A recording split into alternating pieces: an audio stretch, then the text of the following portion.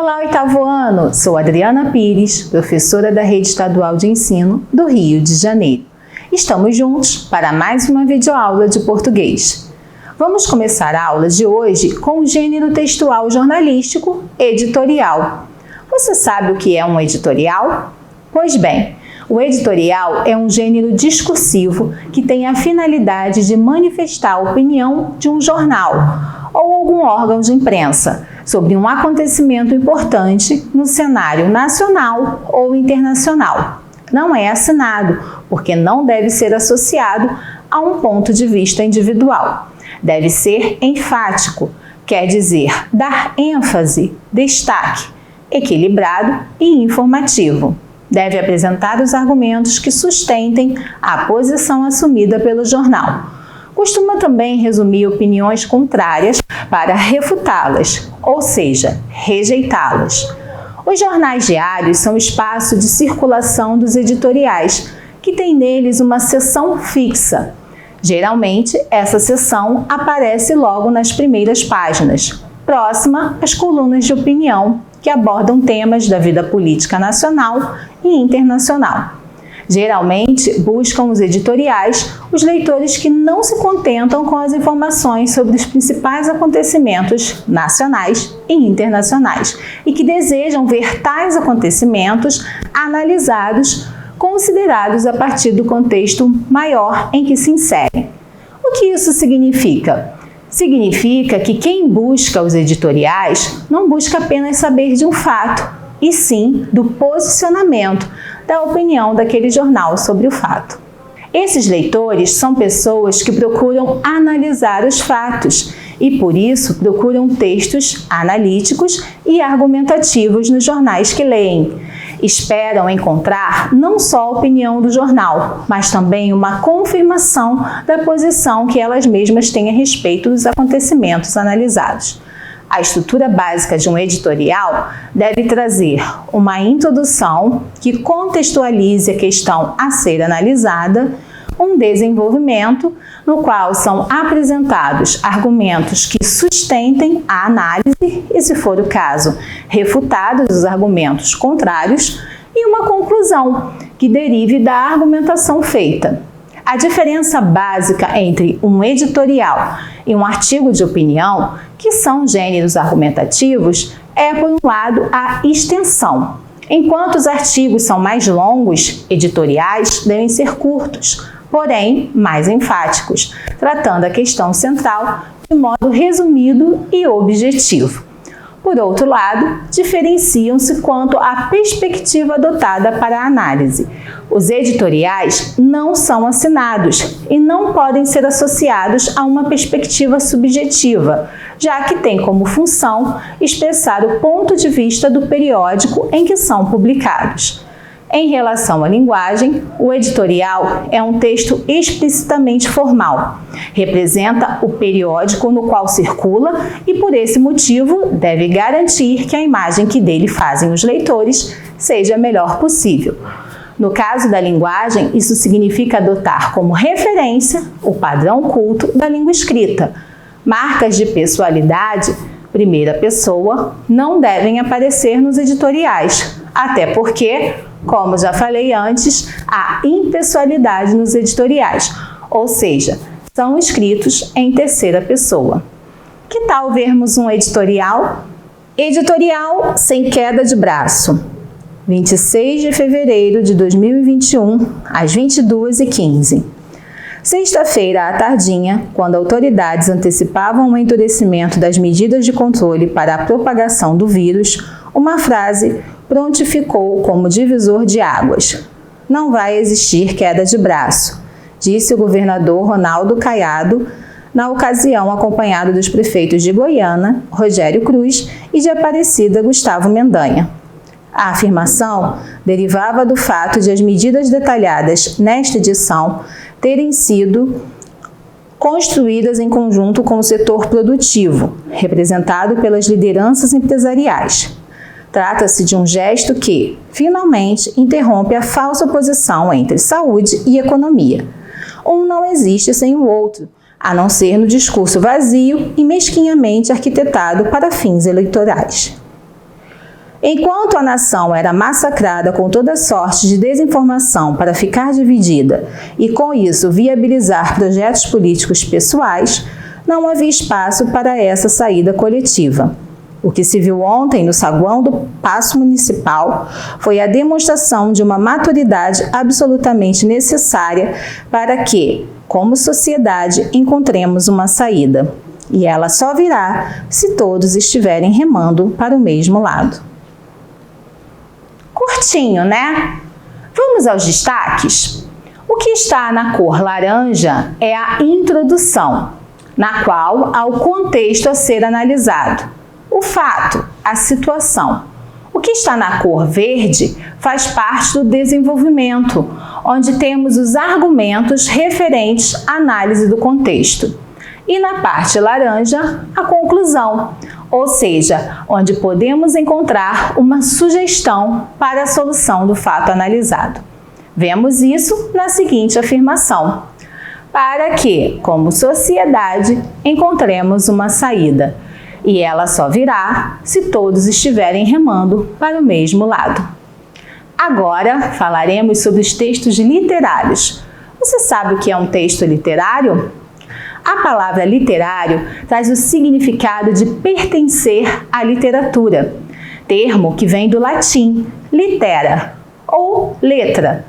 No seu sentido primário, portanto, texto literário é o que manifesta uma ideia escrita em linguagem elaborada de forma a causar emoções no leitor. Para ser considerado literário, o texto obrigatoriamente deve possuir uma elaboração especial e peculiar, com traços que não existem nos textos não literários, com uma linguagem bem elaborada, artística, descrevendo um universo todo específico de cada autor e, portanto, desconhecido do leitor. O texto literário deve ter uma função poética e uma função estética, dentro de um estilo próprio de cada escritor. Os textos literários preocupam-se mais com a linguagem e não com a informação. Geralmente, tem caráter ficcional, voltando-se ao imaginário. São as narrativas, os contos, as lendas, fábulas, poemas, enfim, todo o universo da literatura. E aí, lembraram? Com certeza, vocês já leram textos literários. O texto literário precisa ter algumas características essenciais. Também deve criar uma interação entre o autor e o leitor através de recursos como pontuação diferenciada e figuras de linguagem, além do vocabulário que transmita o que o autor pretende, criando assim arte e beleza para a imaginação do leitor. Para criar essa identificação, o autor deve estabelecer musicalidade e ritmo ao texto literário, organizando frases e parágrafos de forma a tocar a sensibilidade de quem lê. Veja um exemplo. Palavra mágica. Certa palavra dorme na sombra de um livro raro. Como desencantá-la? É a senha da vida, a senha do mundo. Vou procurá-la. Vou procurá-la a vida inteira, no mundo todo. Se tardo o encontro, se não a encontro, não desanimo, procuro sempre. Procuro sempre e minha procura ficará sendo minha palavra. Lindo, não? Perceberam como há musicalidade e ritmo nos versos do poema? Podemos dizer que a literatura é uma manifestação artística, cultural e social, contexto ficcional, com ênfase na forma, função poética, com uso de recursos estilísticos, as figuras de linguagem. O objetivo é emocionar, sensibilizar o leitor.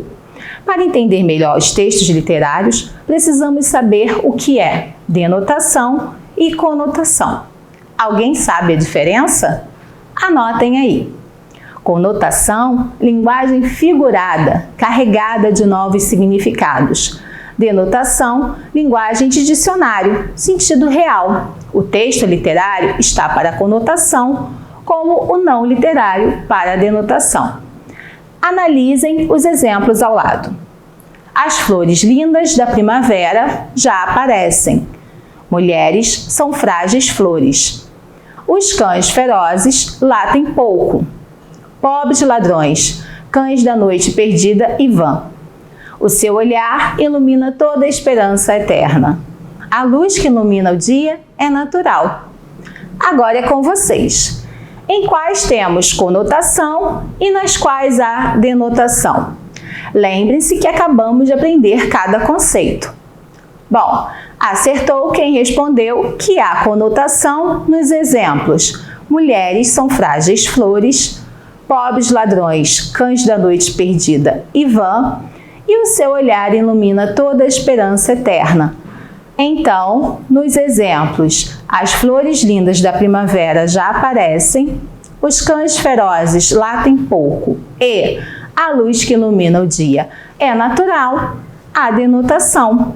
Vocês aprenderam direitinho. Texto literário.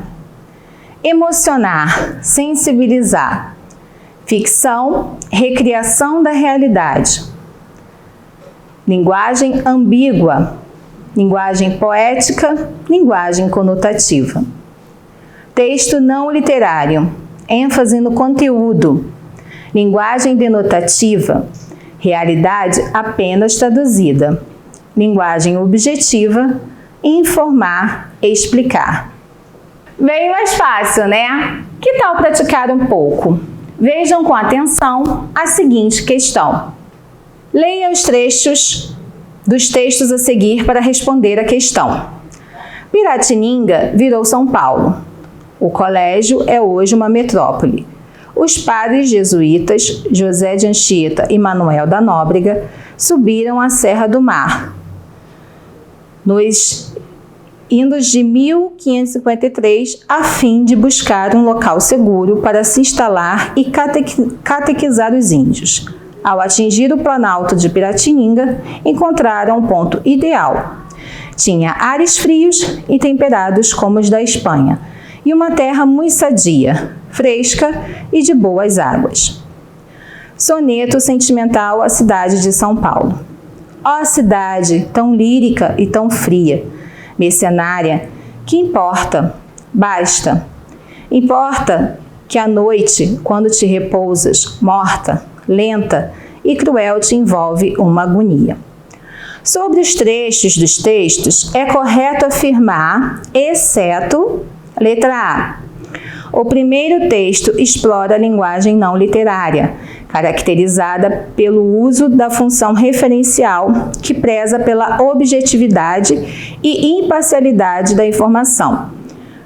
O segundo texto explora a linguagem literária, na qual podemos observar o emprego de recursos estilísticos e expressivos, predominância da função poética da linguagem.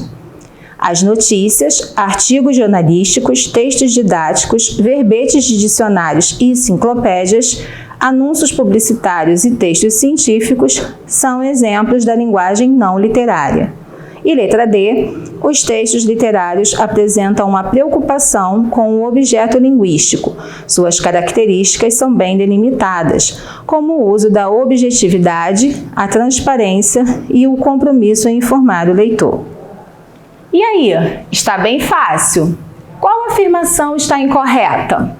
Isso mesmo, a letra D. Os textos literários apresentam uma preocupação com o objeto linguístico. Suas características são bem delimitadas, como o uso da objetividade, a transparência e o compromisso em informar o leitor. Bom, no início até parece correta, pois diz que os textos literários apresentam uma preocupação com o objeto linguístico. Porém, faltou dizer que com o objeto linguístico e estético. Mas o que comprova ser a alternativa incorreta é no final, quando diz que o compromisso é informar o leitor. Ao ler essa parte, com certeza você a definiu como opção errada, pois vimos em várias afirmações que o compromisso dos textos literários é o de emocionar, sensibilizar o leitor. Informar é o compromisso dos textos não literários. Caramba, a aula de hoje foi excelente. Espero que vocês tenham gostado. Até o próximo bimestre. Beijos!